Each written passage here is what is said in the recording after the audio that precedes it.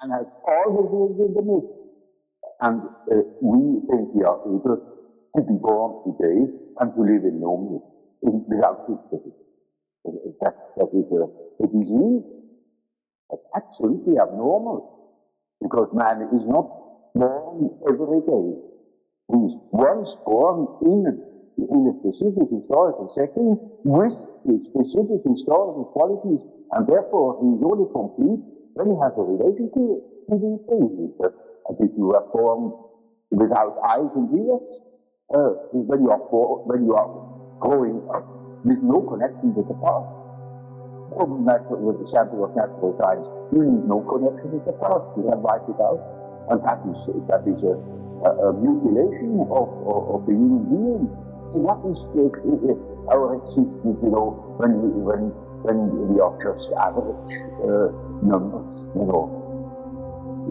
The more you make people to average numbers, the more you destroy our society.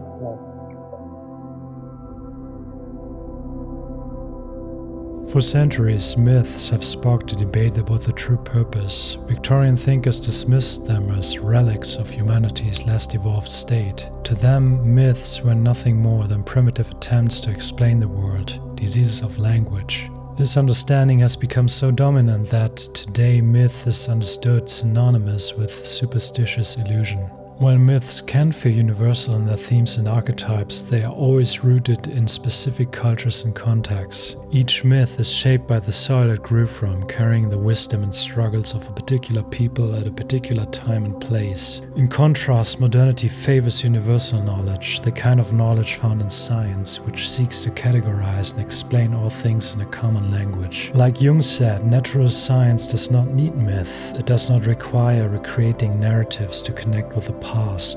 Its push for universality often comes at the expense of the local in particular. It reduces meaning to probability, creating a schism within individuals' felt significance when they help a stranger, fall in love, visit their parents, or see their children laugh. Like personal dreams, myths reflect where we are in a given moment, culturally and spiritually, but they don't offer clear guidance on where to go. Only when myths settle into the collective memory, becoming part of a shared tradition, do they provide a moral compass. Myth itself, in this sense, is a kind of process, a meaning-making framework we impose on stories rather than something inherent in the stories themselves. Like great literature, myths can transcend their cultural origins to offer universal insights into the human experience. However, stories such as the Aztec myth of a sun deity that requires human sacrifice raise question about the darker side of mythology. In contrast, stories like those of the Buddha or Jesus evoke love and compassion, serving as more constructive models of human behavior. Confronted with the alienation of economic materialism, the Romantic movement emerged in Europe at the end of the 18th century. The rise of Romanticism alongside the work of philosophers like Hegel and later Marx pushed for a different narrative than the promises of modernity. This new perspective emphasized the influence of history and society on the individual. According to this view, our consciousness, our very understanding of who we are, is shaped by our place in the historical process and by our socioeconomic status. This shift in thinking laid the groundwork for some of the most significant political ideologies of the 19th and 20th century. Communism and fascism, despite the differences, shared a rejection of the Enlightenment's faith in individual autonomy. Both movements saw the individual as inseparable from the larger community or group to which they belonged. For Marxists, the plight of the working class was central to the movement's mission. Workers could not hope for change unless they first recognized their shared identity and the oppression from which they suffered. The same basic idea underpinned fascism, though it emphasized a metaphysical struggle between genetically and historically defined peoples. To better understand the connection of these ideologies to mythology, we must take a look at Sorel, a French social thinker who influenced figures like Mussolini. Sorel, initially a Marxist, grew fascinated by the role of myth and revolution.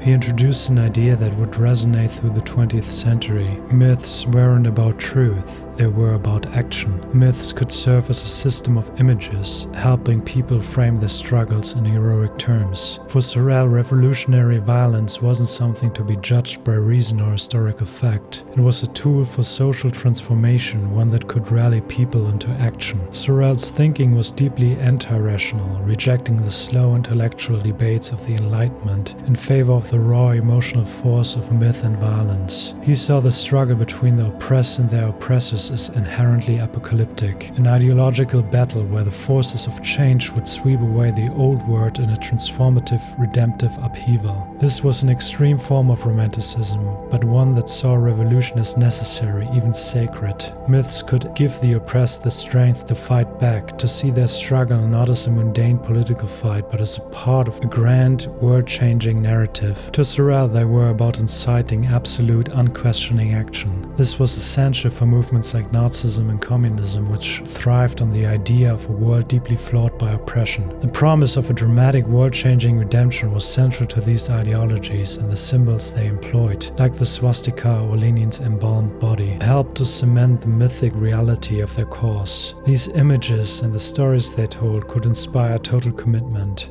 They weren't meant to be dissected or criticized. Their power lay in their transcendence and their ability to inspire belief without question. Sorel's view was apocalyptic, seeing myths as a means to ignite immediate and dramatic change. Carl Jung, however, took a more contemplative, introspective approach. His understanding of myth was much closer to what we would call Gnostic, focused on personal wisdom and a deeper understanding of the self. Jung's myths were about inward exploration, offering a path toward profound self-knowledge. In Jung's view, ancient cosmic spirituality, rooted in the earliest myths, was pure and untouched, but history moving through modernity marked a fall from that purity. While it's important to try to make the world a better place, Jung warned against the idealistic belief that society could ever be perfectly transformed. The mythic, apocalyptic visions of revolutionaries who dream of returning to a mythological golden age don't fully understand the dangers they are unleashing. Jung understood that these primordial energies, tied to the creation myths of old, simply don't belong in the complex modern world. They are like a bull rampaging through a china shop, disrupting the fragile order of contemporary life. For Jung, salvation must be individual, an act of personal grace, not something achieved through broad social reform. This is why he favored the Gnostic interpretation of myth over the apocalyptic one. Now, to understand what this means, we have to understand what ancient Gnosticism was. Since Gnosticism is a complex topic beyond the scope of this video, I recommend watching Alex O'Connor's interview with historian Elaine Pagels on the Gnostic Gospels, which offers more detailed insights. Generally, ancient Gnosticism is a category for early Christian heretics with diverse expressions. At its core, it held a particular vision of the world and our place in it. The Gnostics generally believed this material world was an accidental creation of a flawed lesser god, a demiurge, rather than the ultimate transcendent light. For them, the true God was utterly beyond this world. At the same time, they saw a spark of that divine light within at least some humans, trapped inside a material body by the flawed creation of the demiurge. This created a profound dissonance. Humanity was not made for this world, yet found itself imprisoned here. Salvation, according to Gnosticism, came through knowledge of a true origin, nature, and destiny. This knowledge could be revealed by an enlightened figure whose wisdom helped individuals unlock the truth already hidden within themselves. For Jung, this ancient worldview carried a certain resonance. And that has naturally led me on to a profound study of the archetypes. The next question I asked myself was, now where in the world has anybody been busy with that problem? Nobody. Except a peculiar spiritual movement that went together with the beginnings of Christianity, namely the Gnostics. They were concerned with the problem of archetypes and made a peculiar philosophy of it. Like the Gnostics, he felt that the solutions of modernity's crisis, its alienation, its contradictions, could not be found in the same systems that produced them. Science, engineering, and even psychology, while capable of remarkable feats in the material realm, often seemed unable to address the deeper questions of the human soul. Instead, myths might be Gnostic revelations in their own right, sources of hidden knowledge capable of guiding those willing to listen. And just like the Gnostics of old, he understood that this wisdom might not be for everyone. The ancient Gnostics saw the political world as inherently corrupt. For them, Gnosticism was never about political change, but about escaping the material realm entirely. The idea was to transcend the world of politics, power, and social struggle by turning inward, seeking spiritual enlightenment in higher realms. Political mythologies that Sorel argued for are precisely what the ancient Gnostics, as well as later Carl Jung, offer a path of salvation from. Jung was not trying to change the world through grand political movements, but rather helping individuals become clearer, more whole people who could contribute meaningful to their world. He believed that the Reformation had a profound impact on society by shattering the symbolic unity that Catholicism once provided. This fragmentation created a void in which life became overly rationalized, an illusion that human existence could be reduced to mere reason and logic. The Enlightenment, with its emphasis on reason, severed the connection between people and their unconscious, instinctual nature. The Industrial Revolution compounded this alienation. People were increasingly detached from the rhythms of nature and traditional communities as they were thrust into sterile, anonymous urban environments. The rise of factory work turned individuals into mere cogs in the machine, performing one-dimensional, repetitive labor that separated them from any meaningful connection to the world around them. This transformation led Jung to describe the modern mass man, a person who loses their individuality and becomes little more than a statistical average, a cog in the machine. According to Jung, these urbanized masses had been torn from their roots, stripped of their healthy instincts, even that of self-preservation. When people lose this basic connection to their survival and individuality, they tend to become dependent on external forces, particularly the state. They lose their personal responsibility, becoming like a herd of sheep, constantly looking for a shepherd to guide them. But as Jung pointed out, this shepherd could easily turn into a wolf. Jung argued that the great catastrophes of human history were not merely physical or biological events, but also psychic phenomena. He saw that the real crises humanity faces arise in the realm of the psyche, not from the material world. These crises often manifest as political upheavals because people had been taught to view good and evil as products of the social environment, rather than internal psychological forces. As a result, they sought political solutions to these inner struggles, rather than religious or spiritual ones. Moreover, the isolation caused by urban life enhanced the problem, leading people to project their inner turmoil onto external collective expressions. Jung believed that the only way to resist the seductive pull of mass conformity and the state, what he called mass-mindedness, was through spiritual and moral autonomy. But for this autonomy to be truly grounded, it needed to be anchored in something beyond the mundane world, something transcendent. This, in Jung's view, is where religion comes in. However, even religion itself can be corrupted, just as the state can absorb and distort religious forces. Jung noted that the totalitarian state had a unique advantage over the rationality of bourgeois society. It could not only control the individual, but also replace God, taking his place as the ultimate authority. In this context, Jung described this seductive figure he called a mana personality, a person like Napoleon who possesses an overwhelming amount of psychic energy. This excess of energy draws others towards them, magnetizing people to their cause, and once they gather a following, the mana personality can direct the energies of the group into one unified direction. This process, Jung argued, leads to a kind of collective psychic inflation, where the group's repressed energies find new outlets, cutting through the alienation of modern life and reconnecting the group with the archetypes of their collective unconscious. However, as the group comes together under the influence of a mana personality, it often projects the shadow archetype onto those it perceives as enemies, demonizing them in the process. Now, down below there, we have the shadow, as Jung calls it. It's like the blind spot for ego.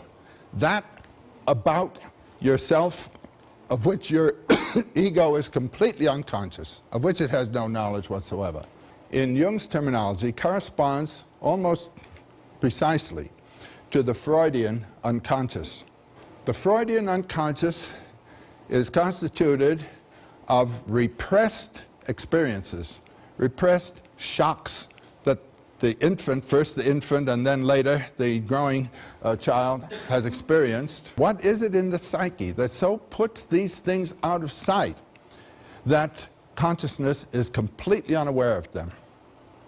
And it is these shocks that have set up the slant, the posture, the structuring attitude of the individual to life. Jung was deeply aware of the primal forces within human beings that remained untapped, and he saw that reconnecting with these primitive aspects could help push humanity toward further progress. Jung had first-hand experience with the mass psychology he described, particularly during the rise of National Socialism just across the border from his native Switzerland. The phenomenon of the MAGA personality was evident in Hitler, whose ability to channel collective energies was clear. The power of the Nazi movement served as a chilling confirmation of Jung's theories, showing the dangers of mass psychology and the seductive nature of charismatic leaders. As he reflected on the Nazi disaster and the broader phenomenon of mass men, Jung's views on the collective began to shift. The loss of rootedness and communal ties seemed less relevant to him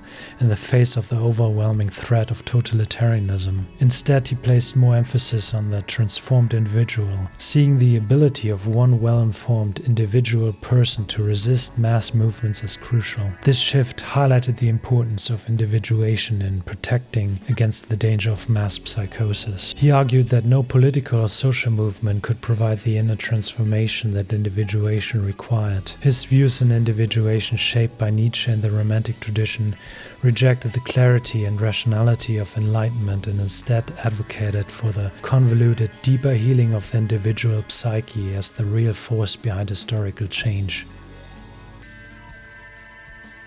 Today we are experiencing a profound and largely unconscious spiritual crisis. Loneliness, addiction and depression have become global epidemics, while local communities have eroded, leaving individuals increasingly isolated. At the same time, many people are growing disillusioned with the prospects of social mobility and secure retirement, leading to a pervasive sense of stagnation. Compounding this, our disconnection from nature is driving ecosystem and entire species toward collapse. In the wake of Christianity's decline as a unifying cultural force in the West, neither democracy nor science has fully managed to fill the spiritual and existential void it left behind. This vacuum of meaning has been increasingly filled by conspiracy theories and political mythologies, reflecting unsettling parallels to the dynamics of the 1920s. Donald Trump's MAGA movement shows several strong Sorelian myths that successfully drove political action by offering meaning and connection to the experiences of alienated massmen. The myth of the stolen election in 2020 taps into a classic mythological theme, the betrayal of a nation or people by internal forces. The election fraud of 2020 presidential election. Nobody's ever seen anything like it. This political myth portrays America as a righteous and powerful realm undermined not by an external enemy, but by the treachery of insiders, echoing the German stab-in-the-back myth after World War I. In that myth, Germany's defeat was blamed on internal betrayal by Social Democrats and the Jews, rather than external military defeat, providing a narrative of righteous victimhood and moral injustice. Similarly, the stolen election myth frames Trump supporters as victims of a grand conspiracy orchestrated by corrupt elites who defied the natural order of a fair and just democracy. Such narratives are not unique to modern history. They echo mythic tales like the betrayal of Julius Caesar by Brutus. The stolen election myth evokes primal fears of disloyalty and disorder. It galvanizes a collective desire to reclaim what was lost and punish the betrayers, mirroring mythic motives where heroes or entire communities rise to avenge a breach of trust and restore justice. From a Sorelian perspective, this narrative functions as a powerful myth of action, uniting individuals into a mobilized movement with clear enemies to blame. By casting their political struggle as a fight against betrayal, the stolen election redemption myth fuels a sense of moral urgency and collective purpose, echoing timeless myths of nations betrayed and later redeemed by heroic and divine intervention. The concept of the deep state has emerged as another modern myth within the MAGA movement, where it functions as a hidden evil force controlling and manipulating political power from the shadows. President Trump is rooting out the deep state. The federal bureaucracy is supposed to be non-political, but it's anything but, and Trump's not having it. The deep state was always left of center. The bureaucrats were only too willing to unleash their venom on the hated Trump. Time's up. Trump's not slowing down. He's speeding up. We are a constitutional republic. Our government should reflect that. This archetype mirrors the mythological motive of a cosmic battle between good and evil, where unseen dark forces manipulate events behind the scenes. In many traditional mythologies, the forces of darkness or chaos work to undermine the righteous world order. The deep state, as described in MAGA discourse, is often framed as an oppressive, secretive collective of elites, bureaucrats and media figures who subvert the will of the people. This mirrors the mythic battle between gods and their dark counterparts, as seen in the Christian eschatology, where the forces of good face off against the devil's agents in an eternal struggle. The deep state myth can be interpreted as an expression of the shadow archetype, where individuals and groups project their fears and desires onto an imagined enemy. It offers a soothing affirmation that tragedies don't happen by chance, but are caused by external actors that can and must be defeated. This makes the deep state myth compelling, allowing followers to rally against a tangible foe. This deep state represents the unconscious fears of loss of control and autonomy, projecting a narrative where the true voice of the people is being silenced by a nefarious elite. The deep state serves as a political myth that galvanizes and unites followers in a fight for political and moral restoration. Trump himself is increasingly perceived as a mythical figure. He represents an amplified caricature of the American dream, the deal maker, and the self-proclaimed winner who dominates adversaries through sheer force of will. In this sense, Trump embodies the archetype of the male dominator ego, an almost cartoonish vision of individualism and power, where success is measured by one's ability to control, outmaneuver, and vanquish opponents. At the same time, he represents himself as the savior of the oppressed, saved from death by divine intervention. Heavenly Father, we're so grateful that you gave our 45th and now our 47th president a millimeter miracle. Heavenly Father, in the name of Jesus, we are so grateful today that you will use our 47th president so we would sing with new meaning, my country, 'tis of thee.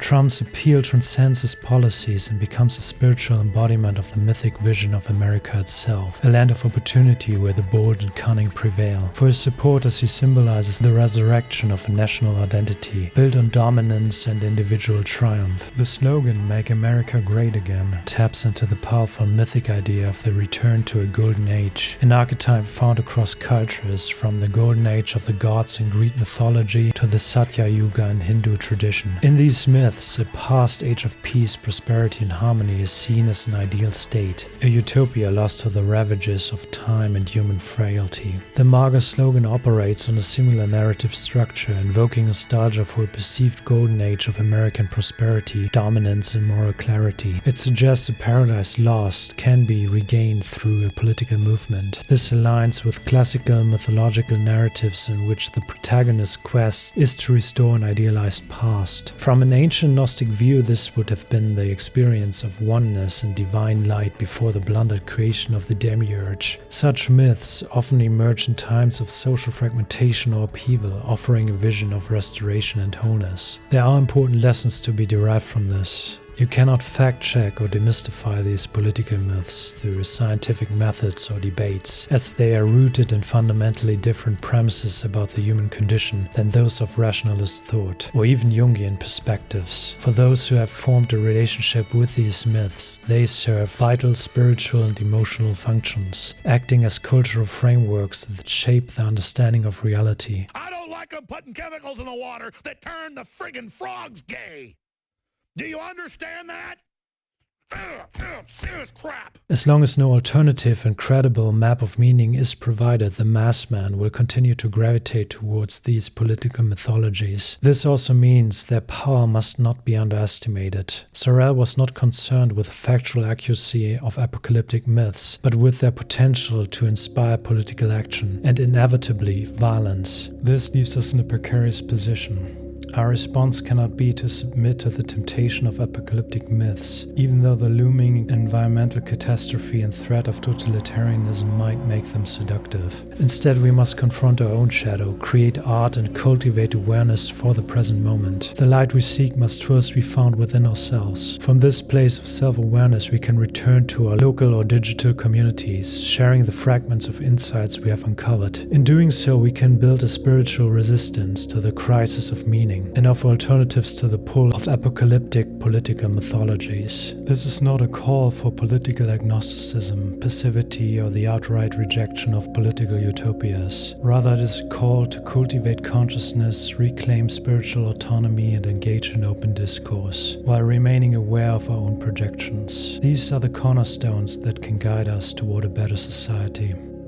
Abandon the search for God in the creation and other matters of a similar sort. Look for Him by taking yourself as the starting point. Learn who it is within you who makes everything His own and says, "My God, my mind, my thought, my soul, my body."